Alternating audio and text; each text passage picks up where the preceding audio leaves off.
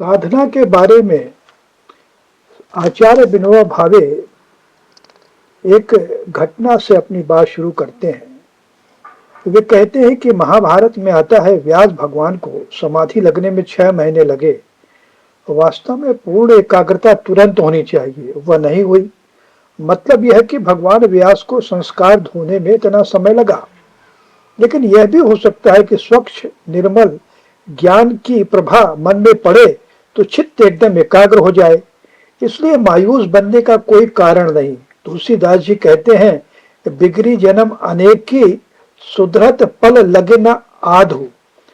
मान लीजिए 10,000 वर्ष पुराना अंधकार गुफा में है। हम लालटेन लेकर गुफा में जाएंगे तो उस अंधकार को समाप्त करने में 2-4 साल नहीं लगेंगे। जहां लालटेन पहुंचा वहां उसी क्षण अंधकार में संस्कार मिट जाते हैं। अंतर में एक क्षण में भी आलोक पड़ सकता है। कभी साधु संगति से भी आलोक हो सकता है, कहीं दर्शन से भी प्रकाश मिल जाता है। तो एक क्षण में कुल का कुल मन धोया जा सकता है। यदि प्रकाश नहीं पड़ता तो धीरे धीरे धोना पड़ता है। यह एक लंबी साधना है, लेबोरियस प्रोसेस है, बहुत बड़ी मंजिल है और कड़ी साधना है। गौडपाद ने बताया है कि धीरज सब्र कितनी रखनी चाहिए। उद बिंदुना कुशाग्रेन उत्सेद। कुशाग्र से यानी तिनके से समुद्र का पानी उलीचना।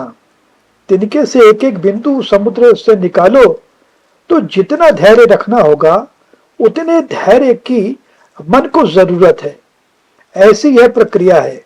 उतना धैर्य, उतना उत्साह मन को दिखाना होगा, मन का निग्रह करना होगा। एक और गौडपादाचार्य ने धीरज की बात बताई है तो दूसरी ओर तुलसीदास जी कहते हैं, सुधरत पल लगे न आधु। एक क्षण में काम हो सकता है। इसलिए इसके लिए मन के दरवाजे हमें इतने खुले होने चाहिए कि कहीं से भी ज्ञान मिलता है तो लेने की सदा तैयारी रहे। उसके लिए मन उत्सुक और खुला होना चाहिए। सूर्य नारायण के समान ज्ञानी पुरुष का लक्षण यह है कि वह धक्का देकर अंदर प्रवेश नहीं करता। दरवाजा जितना खुला रहता है उतना वह अंदर आता है, नहीं तो वह बाहर ही खड़ा रहता है।